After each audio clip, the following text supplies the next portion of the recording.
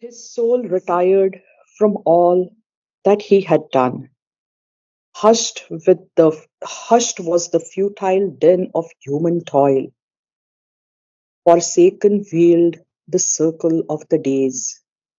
In distance sank the crowded tramp of life. Ashwapati retires from everything that he had done. And so we see hushed and we see forsaken and we see sank. So hushed was the futile din of human toil. No more this noise, this din of din is usually a jumble of loud sounds. Okay. Yeah, and it's been hushed now. This human toil's din, and even forsaken now is the wheeling of the circle of the days. He's absolutely in that, we can say, that higher state of consciousness. And so the crowded tramp of life is sinking in distance. And I'll go to the next page, then 79. We'll begin there. Okay. The silence. The silence was his sole companion left. And Impassive. this silence, you see, Sri Aurobindo writes to someone in the letters on yoga, very, very interesting on this silence. And we haven't touched it before, so I want to share it with you. There are quite a few things that he has written in his later letters on yoga.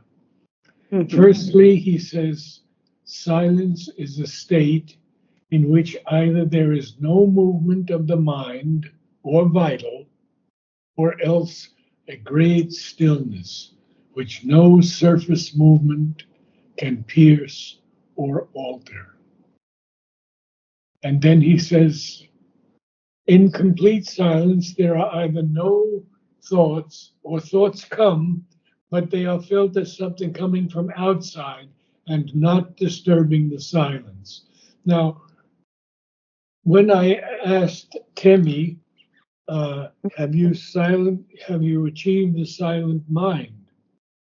She said to me, no, I didn't try to stop these thoughts as Sri Aurobindo did, and he did it in one day with Pascal Lille.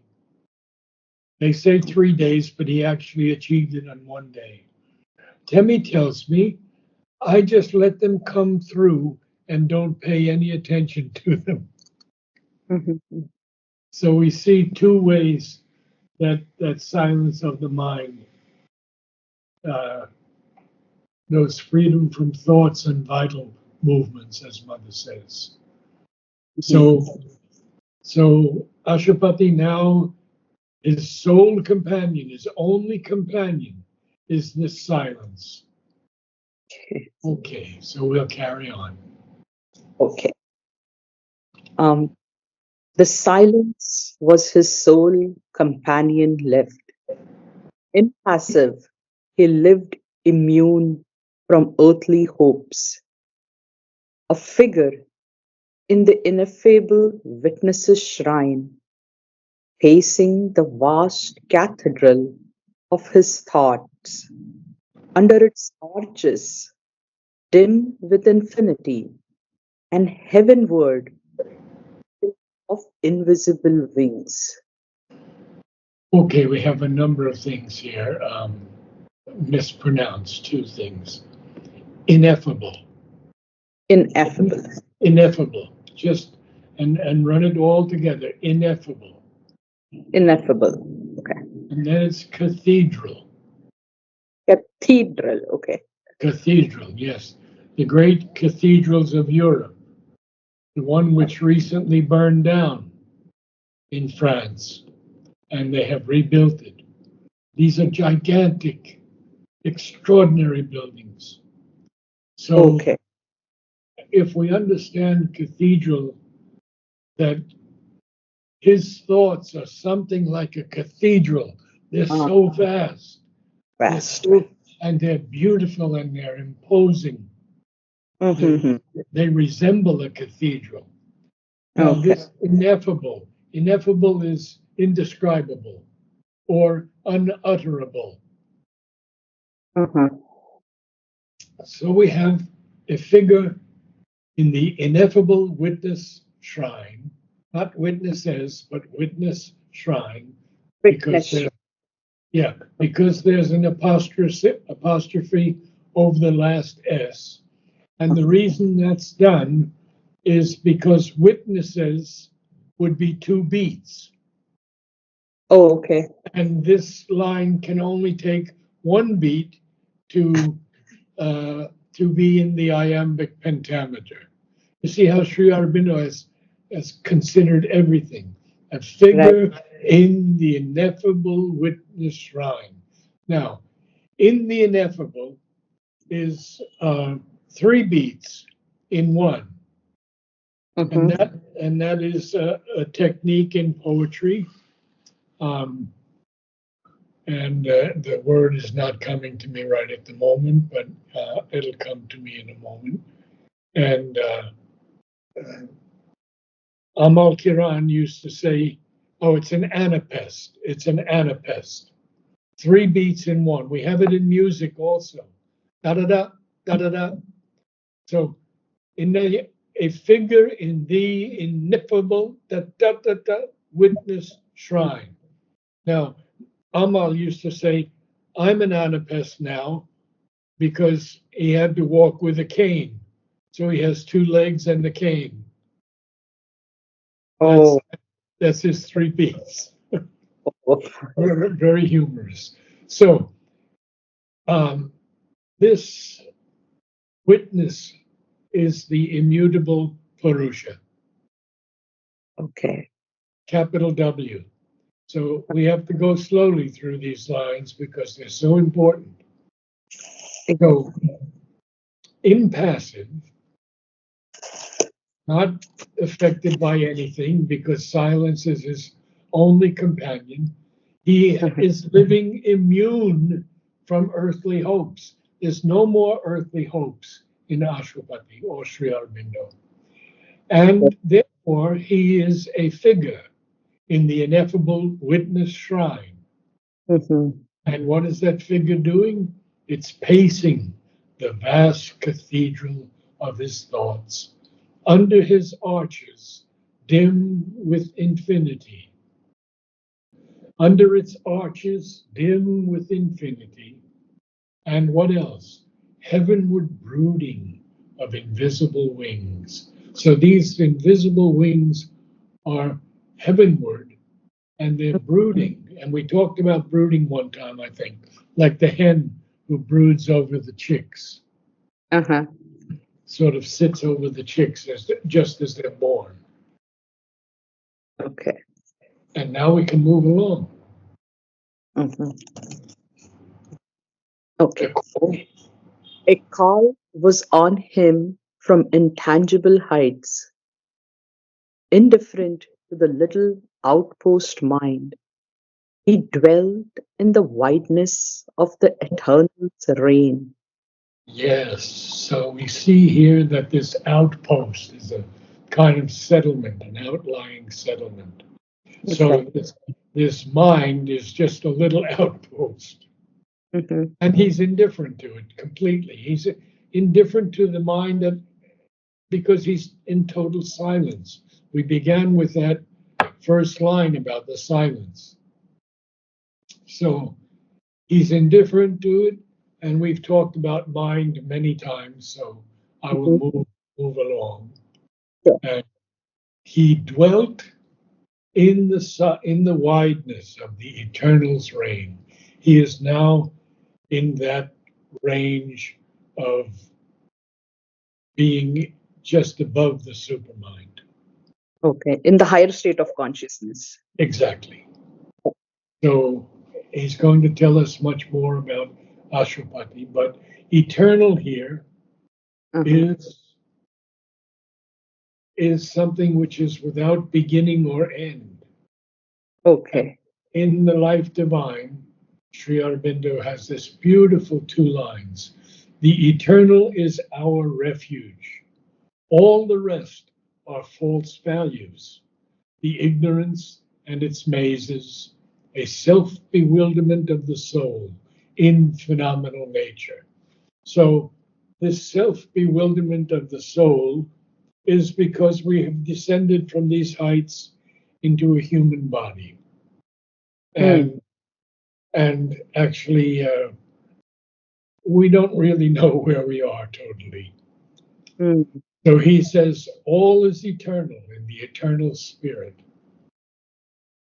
And the eternal is always God, mm. very simply, God. Okay, so we carry on. Sure.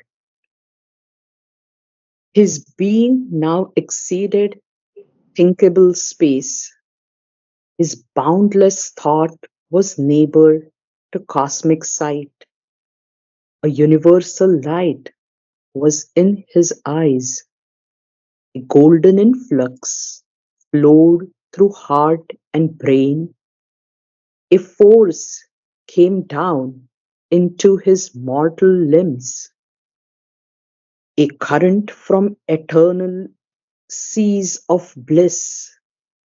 He felt the invasion and the nameless joy. Such a passage. Huh? Yeah, powerful. First of all, his whole being is now.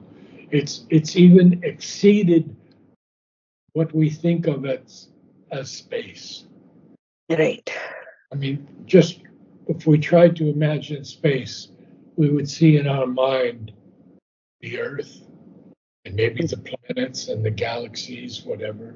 But his being has exceeded thinkable space. He has And gone beyond. Yeah. yes, and his boundless thought was neighbor to cosmic sight. So he's very close because a universal light was in his eyes and a golden influx flowed through heart and brain. And we see that influxes are flowing in. And there's a semicolon after brain because he wants us to know more. Mm-hmm. In addition to that golden influx, in addition to that universal light, in addition to his boundless thought, a force, capital F, Mm-hmm. came down into his mortal limbs. A Mm-hmm. current. It's a current from the eternal seas of bliss. We can't even imagine what that is. That perfect happiness, that joy or ecstasy that's supreme. Mm-hmm. Mm-hmm. And we have a beautiful statement in the Life Divine that I'd like to share with you.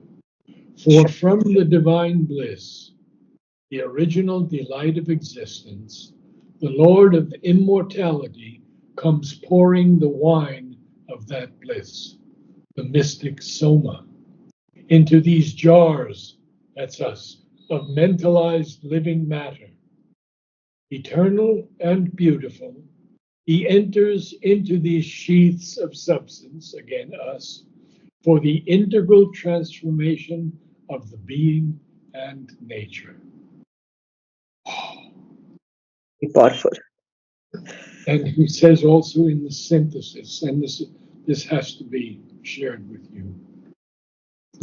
And this bliss is not a supreme pleasure of the heart and sensations, with the experience of pain and sorrow as its background, but a delight also self existent and independent of objects and particular experiences.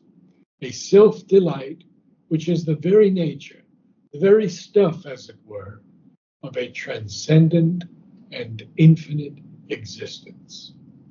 And he is there now. This current is flowing into him from these eternal seas of bliss. And what does he feel? He felt the invasion and the nameless joy. Now he's very, very close, Yeah. aware of his echo. His occult, omnipotent source, Mhm. allured by the omniscient ecstasy, a living center of the illimitable, widened to equate with the world's circumference. He turned to his immense spiritual fate. So we have two mispronunciations. Okay. Illimitable, illimitable, illim- Illimitable. illimitable. Illimitable. Okay. And then the accent on equate is not equate, but it's equate. Equate. Okay. Equate. Equate. Okay. E is not emphasized. Okay. No, equate. Yes, equate. It's almost equate, equate. Okay. And Equate. illimitable is capitalized, so it's boundless. There's no Mhm. limit to it. And he is the living center of that illimitable. And he's even widened to equate with the world's circumference, not the Earth's, but the world's circumference. And now he turns to his immense spiritual fate. So beautiful. We could go a little bit more. Sure. Abandoned on a canvas of torn air, a picture lost in far and fading streaks. The earth nature's summits sank below his feet. He climbed to meet the infinite more Okay, above. above, Yeah. above. And the line is the earth nature's summit sank below his feet. And you have to pronounce that a little bit better. So, Nature summits. Okay. yeah. Okay. Abandoned canvas of torn air. What is abandoned? Well, it's like a picture that's lost in far and fading streaks. And what is Hmm. that picture about? It's the earth nature's summits, and they have now sank below his feet. He's risen so high that the Yeah. highest summits of the earth are now far and fading streaks of a picture Mhm. because they have sank below his feet. And one more line, he climbed to meet the infinite more above. His soul retired from all that he had done. Hushed was the futile din of human toil. Forsaken wheeled the circle of the days. In distance sank the crowded tramp of life. The silence was his whole was his sole companion left, Read that and again. the silence was his sole companion left. Impassive, he lived immune from earthly hopes, a figure in the ineffable witness shrine, pacing the vast cathedral of his thoughts, under its arches, dim with infinity, and heavenward brooding of invisible wings. A call was on him from intangible heights, indifferent to the little outpost mind. He dwelt in the wideness of the eternal's reign. Indifferent to the little outpost mind, he dwelt in the wideness of the eternal's reign. Good. His being now exceeded thinkable space.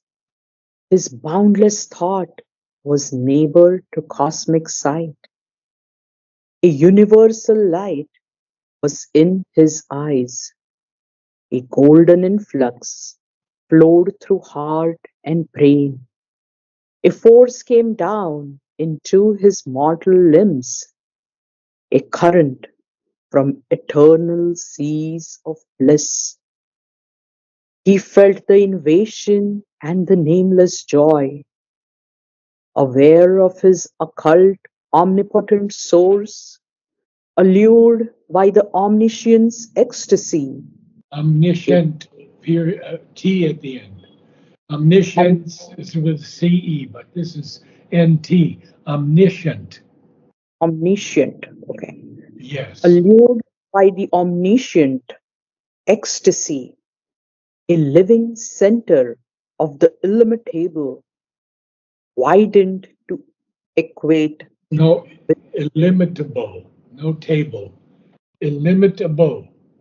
illimitable. Okay. A living center of the illimitable, widened to equate with the world's circumference. He turned to his immense spiritual fate. Abandoned on a canvas of torn air, a picture lost in far and fading streaks, the earth nature's summits, the earth The nature, okay, hyphen makes it one word. Huh? Earth natures. the earth nature's summits sank below his feet. He climbed to meet the infinite more above. And I hope I've answered all of your questions. You did, absolutely. This was a very powerful passage, and thanks for working on my pronunciations. I'll keep practicing them throughout the week. Okay, Thank you, Narad. wonderful. Thanks. Namaste. Namaste.